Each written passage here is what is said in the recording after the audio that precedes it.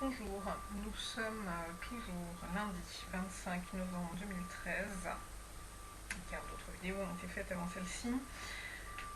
Je continue ma lecture de la Bible, même si là je suis un peu prise par le temps. Nous sommes lundi. En général le week-end on se rend compte qu'on n'a pas fait ci, ça, et du coup moi j'ai tendance à tout plaquer sur le lundi, et je me rends compte que en 2 heures là, je suis rentrée chez moi à 10 heures, il est déjà 12h27, en 2 heures et demie, j'ai fait quoi? J'ai fait deux choses, dont une qui n'aboutira probablement pas, et une autre, oui, qui va aboutir. Donc c'est carrément nul. Et cet après-midi, je souhaitais aller à l'atelier radio, donc ça veut dire que je ne ferai rien d'autre. Mais il faut quand même que je... Bon, j'ai encore 1 heure. À 13h30, je vais éventuellement sur la Daman, et on verra. Alors, je lis uniquement un chapitre aujourd'hui, un peu dans le speed.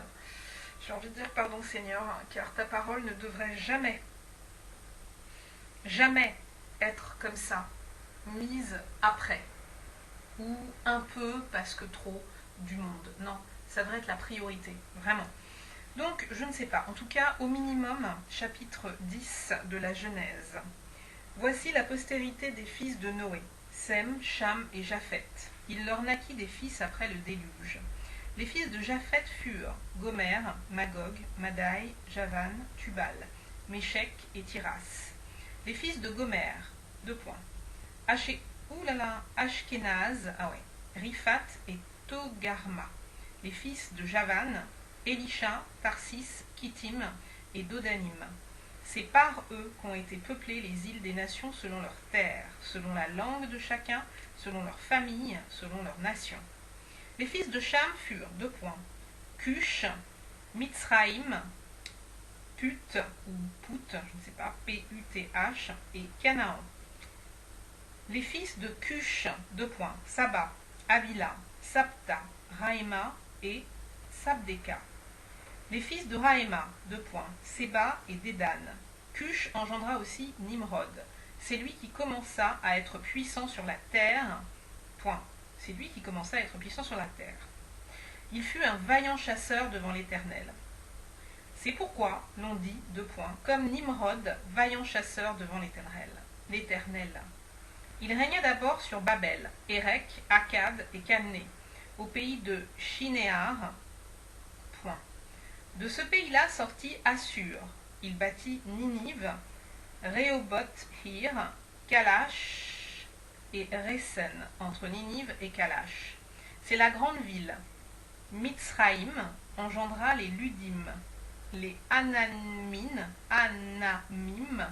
les Léhabim, les Naphtuhim, les Patrusim, les Kashluhim, d'où sont sortis les Philistins et les Caphtorim.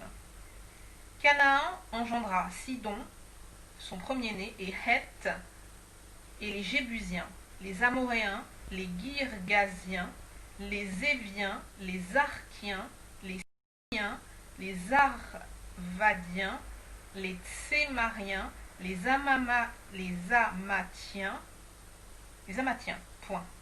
Ensuite, les familles des Cananéens se dispersèrent. Les limites des Cananéens allèrent depuis Sidon du côté de Guérar jusqu'à Gaza, et du côté de Sodome, de Gomorre, d'Adma et de Tseboïm jusqu'à Lécha. Ce sont là les fils de Cham, selon leur famille, selon leur langue, selon leur pays, selon leur nation. Il naquit aussi des fils à Sem, père de tous les fils d'Héber et frère de Japhet l'aîné. Les fils de Sem furent Élam, Assur, Arpachshad, Lud et Aram. Les fils d'Aram, Utz, Hul, Géter et Mash. Arpachshad engendra Shélak, et Shélak engendra Héber. Il naquit à Héber deux fils, Le nom de l'un était Péleg, parce que de son temps la terre fut partagée, et le nom de son frère était Joktan. Joktan engendra Almodad, Shélef, Atsarmavet, Jérak, Adoram, Uzal, Dikla, Obal, Abimaël, Séba, Ophir, Avila et Jobab. Tous ceux-là furent fils de Joktan. Ils habitèrent depuis Mesha, du côté de Séphar, jusqu'à la montagne de l'Orient. Ce sont là les fils de Sem, selon leur famille, selon leur langue, selon leur pays, selon leur nation. Telles sont les familles des fils de Noé, selon leur génération, selon leur nation. Et c'est d'eux que sont sorties les nations qui se sont répandues sur la terre après le déluge. Ok. Bon, chapitre 11, parce que là c'est surtout des noms, quoi. Toute la terre avait une seule langue et les mêmes mots. Ah oui, ça c'est bien, donc je souligne. Toute la terre avait une seule langue et les mêmes mots. Comme ils étaient partis de l'Orient, ils trouvèrent une plaine au pays de Shinéar et ils y habitèrent. Ils se dirent l'un à l'autre, « Allons, faisons des briques et cuisons-les au feu. » Et la brique leur servit de pierre, et le bitume leur servit de ciment. Ils dirent encore, « Allons, bâtissons-nous une ville et une tour dont le sommet touche au ciel, et faisons-nous un nom, afin que nous ne soyons pas dispersés sur la face de toute la terre. » L'Éternel descendit pour voir la ville et la tour que bâtissaient les fils des hommes. Et l'Éternel dit, « Voici, ils forment un seul peuple, et ont tous une même langue. Et c'est là ce qu'ils ont entrepris. Maintenant, rien ne les empêcherait de faire tout ce qu'ils auraient projeté. Allons, descendons, et là confondons leur langage. » Donc je souligne, allons, descendons, et confondons leur langage. Et avant, voici, ils forment un seul peuple, et ont tous une même langue. Ok. Allons, descendons, et là confondons leur langue, afin qu'ils n'entendent plus la langue les uns des autres. Et l'Éternel les dispersa loin de là sur la face de toute la terre. Et ils cessèrent de bâtir la ville. C'est pourquoi on l'appela du nom de Babel. Car c'est là que l'Éternel confondit le langage de toute la terre, et c'est de là que l'Éternel les dispersa sur la face de toute la terre. Voici la postérité de Sem. Sem, âgé de 100 ans, engendra Arpachshad, 2 ans après le déluge. Sem vécut après la naissance d'Arpachshad 500 ans, et il engendra des fils et des filles. Arpachshad, âgé de 35 ans, engendra Shélak.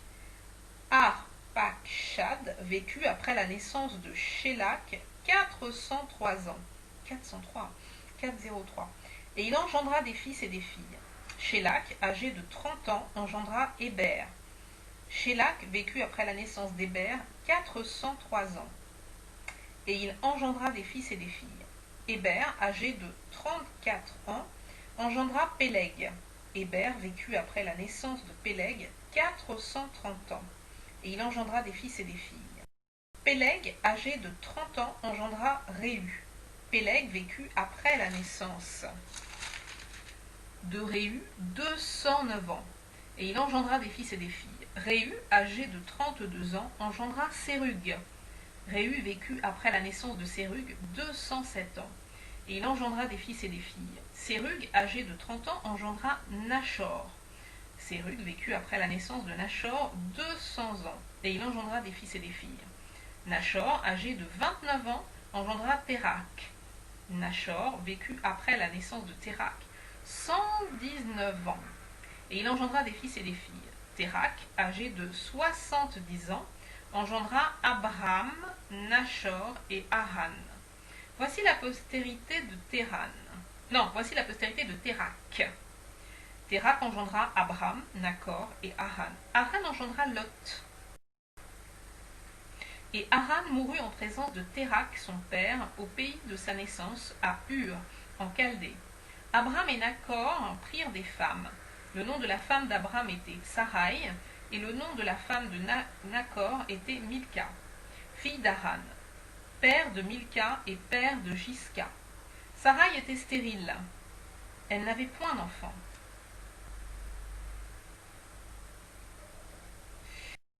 Puis Abraham, son fils, et Lot, fils d'Haran, fils de son fils, et Sarai, sa belle-fille, femme d'Abraham, son fils, ils sortirent ensemble d'Ur en Chaldée pour aller au pays de Canaan. Ils vinrent jusqu'à Charan, et ils y habitèrent. Les jours de Térakh furent de 205 ans, et Térakh mourut à Charan. Chapitre 12. L'Éternel dit à Abraham, « Va-t'en de ton pays, de ta patrie et de la maison de ton père dans le pays que je te montrerai. Je ferai de toi une grande nation et je te bénirai. Je rendrai ton nom grand et tu seras une source de bénédiction. Je bénirai ceux qui te béniront et je maudirai ceux qui te maudiront et toutes les familles de la terre seront bénies en toi. » Abraham partit comme l'Éternel le lui avait dit et Lot partit avec lui. Abraham était âgé de 75 ans lorsqu'il sortit de Charan. Abraham prit Sarai, sa femme, et Lot, fils de son frère, avec tous les biens qu'il possédait et les serviteurs qu'il avait acquis à Charan. Ils partirent pour aller dans le pays de Canaan, et ils arrivèrent au pays de Canaan. Abraham parcourut le pays jusqu'au lieu nommé Sichem, jusqu'aux chênes de Morée. Les Cananéens étaient alors dans le pays. L'Éternel apparut à Abraham et dit, « Je donnerai ce pays à ta postérité. » Et Abraham bâtit là un autel à l'Éternel qui était apparu. Il se transporta de là vers la montagne de l'Orient de Bethel, et il dressa ses tentes, ayant Bethel à l'Occident et Haï à l'Orient.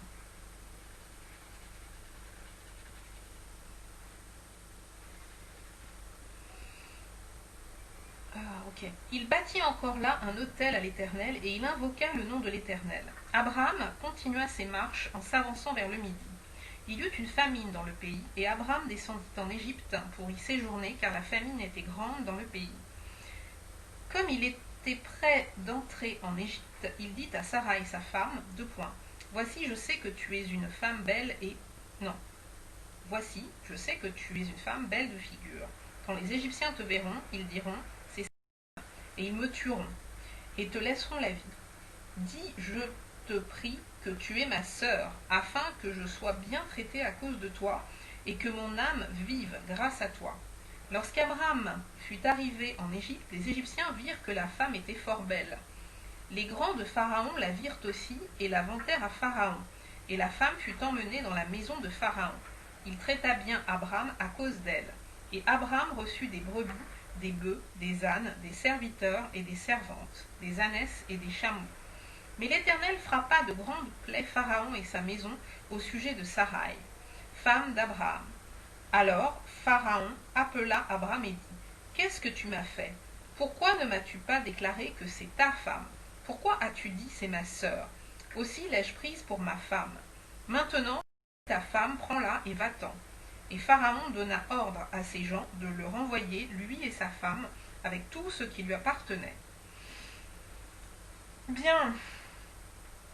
Alors, je vais m'arrêter là. 3, c'est un chiffre, c'est un bon chiffre. Le Père, le Fils, le Saint-Esprit. 3 chapitres, c'est bon, parce que là, voilà. Ok. Allez, affaire à suivre.